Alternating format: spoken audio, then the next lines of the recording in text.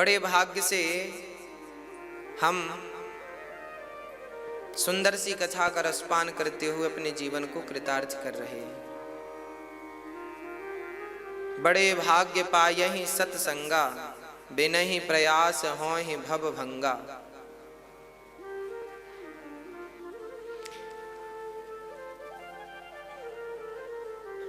कभी कभी भगवान की कृपा अचानक हो जाती है,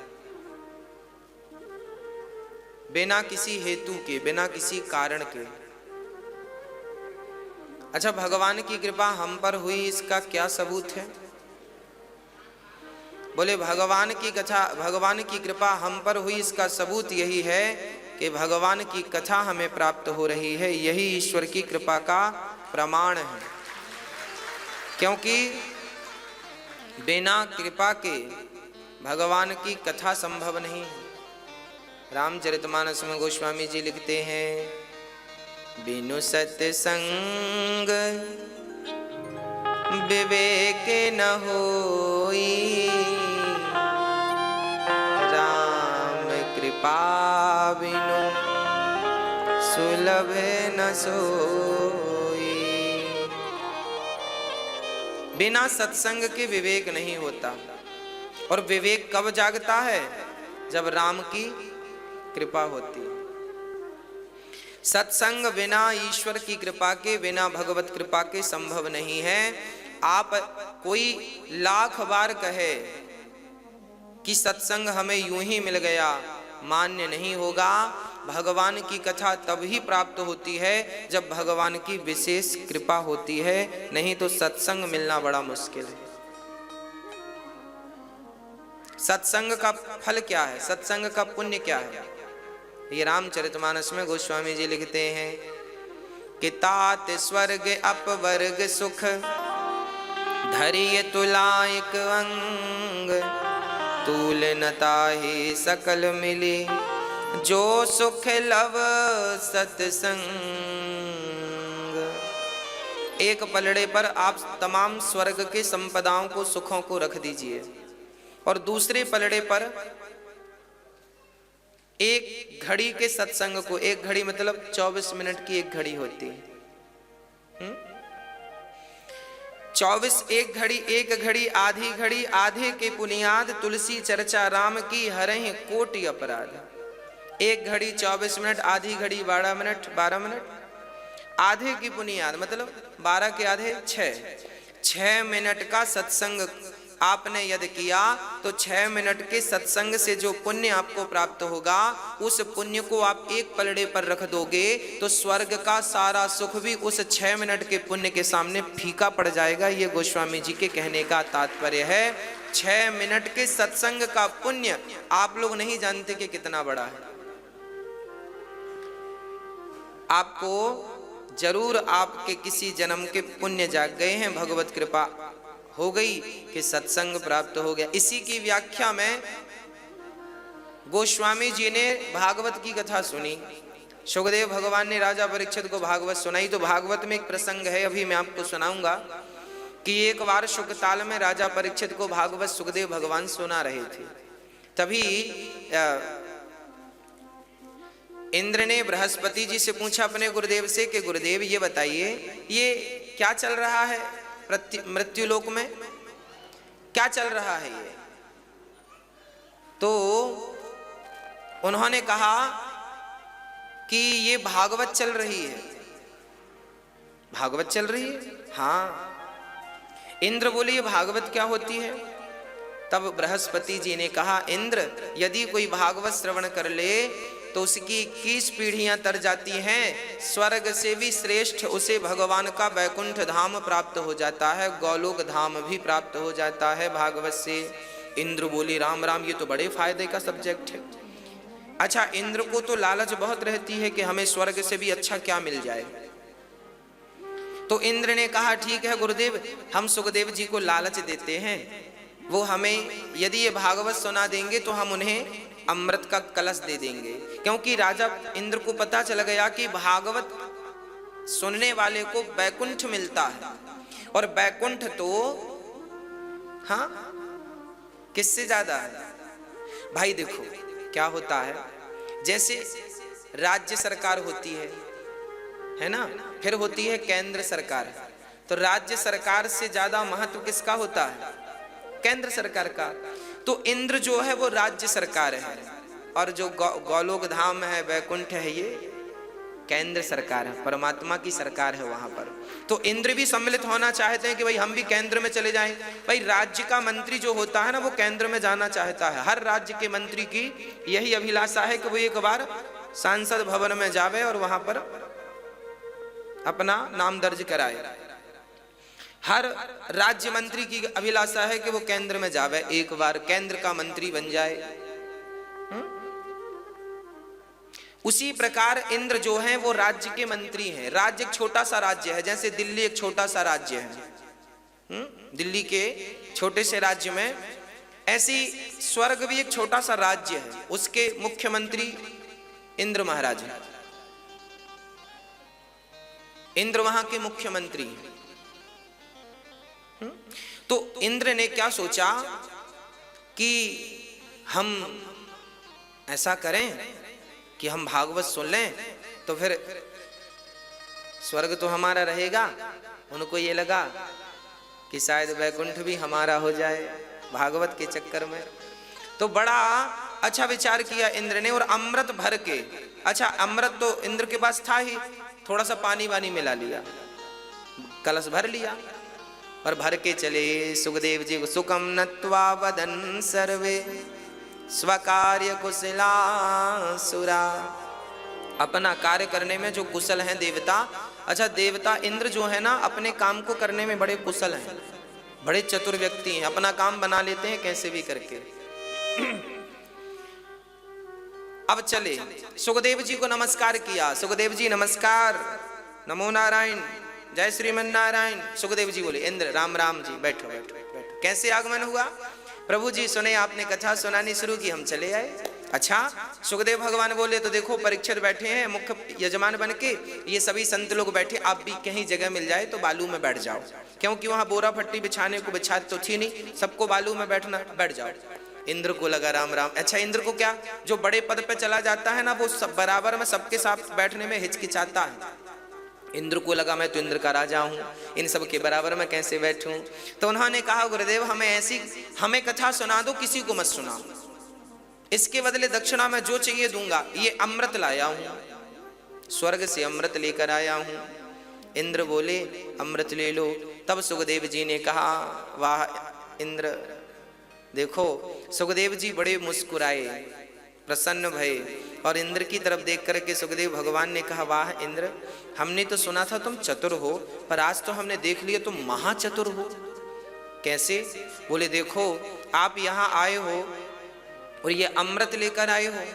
अरे भाई अदला बदली एवं विनिमय जाते सुधा राज्ञा प्रपीयताम। अदला बदली भी वहां होती है जहां वस्तु एक सी होती है, एक सी कीमत की, है ना। अब आपके पास है हीरा और हमारे पास है कांच का टुकड़ा, तो हम आपसे कहें साहब अपना हीरा हमें दे दो, कांच का टुकड़ा हमसे ले लो। तो क्या ऐसी अदला बदली होती है क्या? अब किसी के पास अल्टो है गाड़ी और किसी के पास BMW है, तो कहे भाई अल्टा पल्टी कर लो, तो हमारी तुम ले लो, तुम्हारी तो कैसे भाई, बराबर की होती तो ले भी लेते। अदला बदली बराबर की। एवं विनिमय जाते सुधाराज्ञा प्रपीयताम। क्या करें बराबर की। क्वा सुधा क्व कथा लोके क्व कांचः क्व मणिर्महान् ब्रह्मरातो विचार्यैवं तदा देवांज हास हा हा हा। सुखदेव भगवान को हंसी आ गई, हंस पड़े सुखदेव भगवान। क्यों?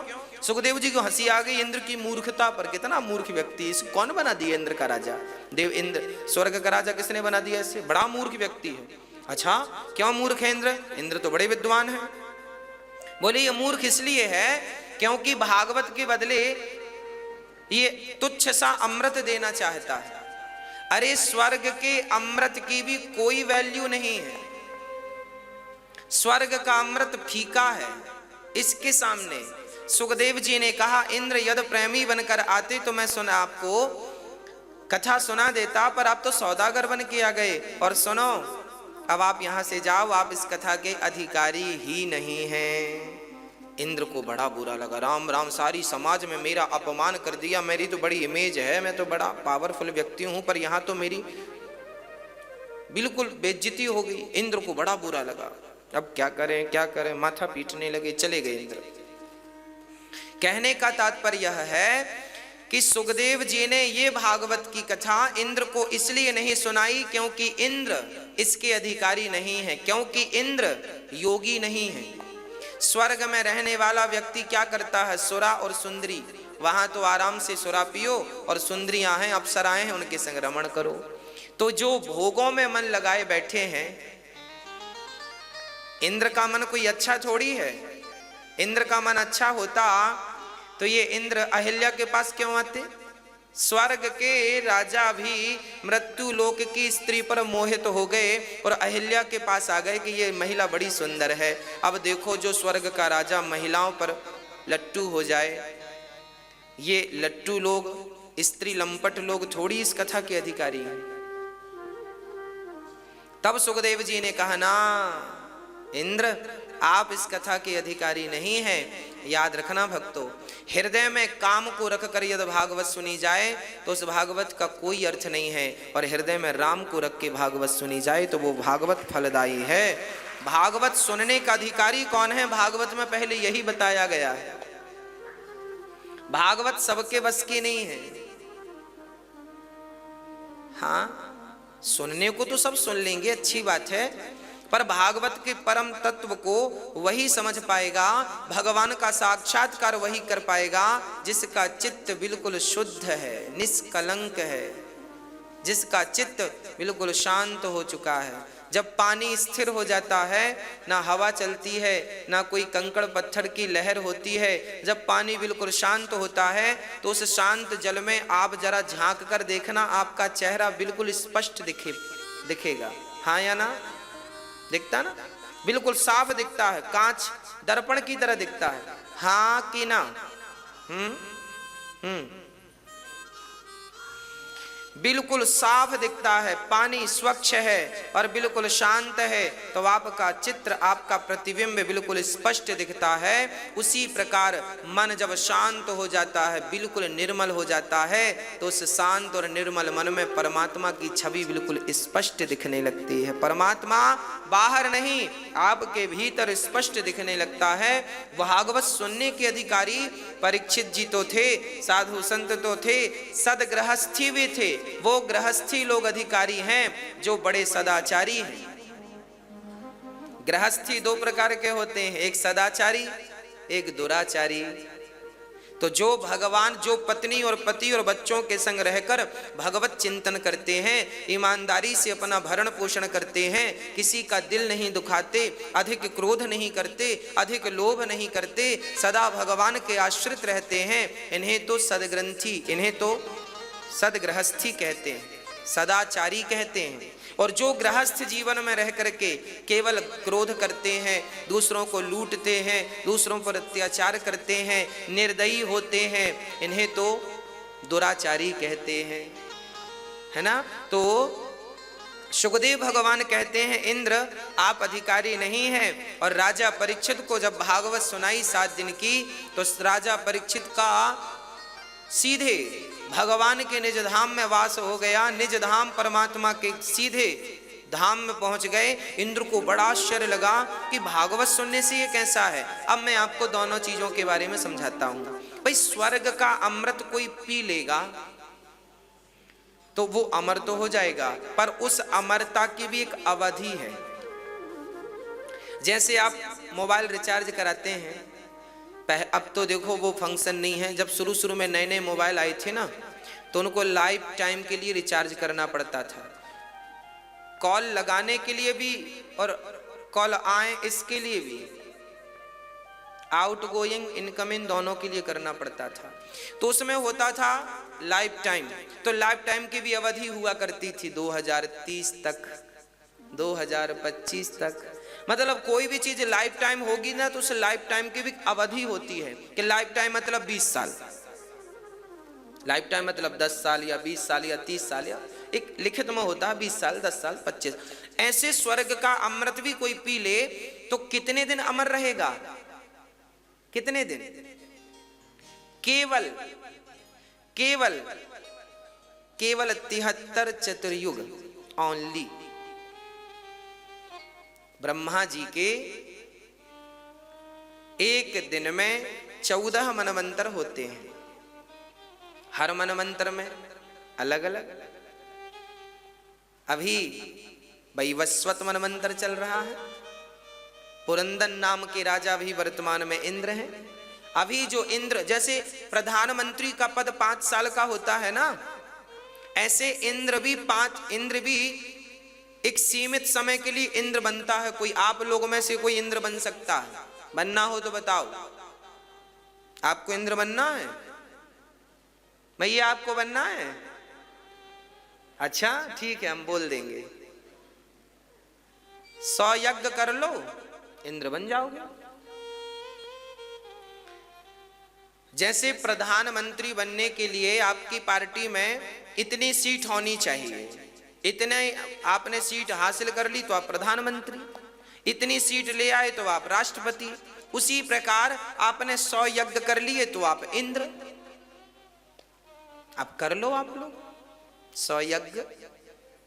पुरंदन नाम के राजा अभी इंद्र बने बैठे हैं। ये जो कथा है, जो इंद्र आए थे सुखदेव जी के पास, ये पुरंदन नाम के इंद्र आए थे। और इन्हीं को भगवान सुखदेव जी ने कहा जाओ, और 7 दिन में जब राजा परीक्षित की सदगति हुई तो इन इंद्र ने एक तराजू बांधी स्वर्ग लोक में, एक पलड़े पर भागवत जी को रखा, दूसरे पलड़े पर स्वर्ग के। देखो इंद्र को बड़ा अहंकार, देखो तो मेरे से बड़ा कौन आ गया। और जब तौल कर देखा तो स्वर्ग का कल्प वृक्ष, सोना चांदी सब चढ़ा दिया, पर भागवत का पलड़ा भारी रहा। तब इंद्र ने भगवान को प्रणाम किया, प्रभु क्या अपराध हो गया हमसे, ये तौल बराबर का क्यों नहीं हो रहा है। तब भागवत से भगवान प्रकट हो गए। बोलिए भागवत भगवान की जय। और इंद्र से कहते हैं, इंद्र क्या आप हमसे अपने स्वर्ग का सुख तौलना चाहते हैं? अरे ये भागवत प्रत्यक्ष कृष्ण एव ही, ये भागवत स्वयं भगवान है, प्रत्यक्ष परमात्मा है, इसमें आश्चर्य मत मानिएगा, शब्द ही ब्रह्म है। अच्छा एक बात बताओ, आपको हम प्रैक्टिकली समझाएं। अच्छा ये बताओ, आपको कोई गाली दे तो आपको गुस्सा तुरंत आता है कि 1 घंटे बाद आता है? बोलो मैया जी, ओ मेरी माँ, बताओ आपको कोई गाली दे तो गुस्सा तुरंत आता है कि 1-2 घंटे बाद? तुरंत आता है, तुरंत आता है। आपका कोई अपमान करे तो आपको गुस्सा तुरंत आता है, क्रोध तुरंत आता है। अच्छा गाली क्या है? गाली कहां से निकलती है? मुख से। और कथा भी कहां से निकल रही है? अच्छा गाली प्रवेश कहां से करती है? कान से। और कथा भी प्रवेश कहां से कर रही है? कान से। अब जरा ध्यान से समझिएगा, गाली भी वहीं से निकलती है जहां कथा निकलती है, जहां से, और प्रवेश भी गाली वहीं से करती है जहां से कथा प्रवेश करती है। पर दोनों में अंतर देखिएगा कि कथा गाली आप सुनते हैं तो गुस्सा तुरंत आता, आप बिल्कुल शांत हो, प्रसन्न हो, और आपको कोई गाली दे दे तो तुरंत आपको गुस्सा आ जाता है कि नहीं? तुरंत आपका मन अशांत हो जाता है कि नहीं? गाली मन को तुरंत अशांत कर देती है। यदि गाली का शब्द इतना प्रभावशाली है कि वो आपके स्थिर मन को अशांत कर सकता है, तो सोचो कथा कितनी शक्तिशाली है कि कथा मन को तुरंत शांत कर देती है। यदि गाली प्रभावशाली है तो कथा कितनी प्रभावशाली होगी, आप इमेजिन करके देख लीजिएगा, है ना? गाली बड़ी प्रभावशाली होती है, वो भी शब्द है। कथा भी प्रभावशाली होती है, ये भी शब्द है। अब कोई कहे भागवत सुनने से क्या होता है? भाई साहब वही होता है जो गाली सुनने से होता है। फर्क इतना है कि गाली मन को अशांत करती है और कथा मन को शांत कर देती है। फर्क तुरंत पड़ता है, बदलाव तुरंत होता है।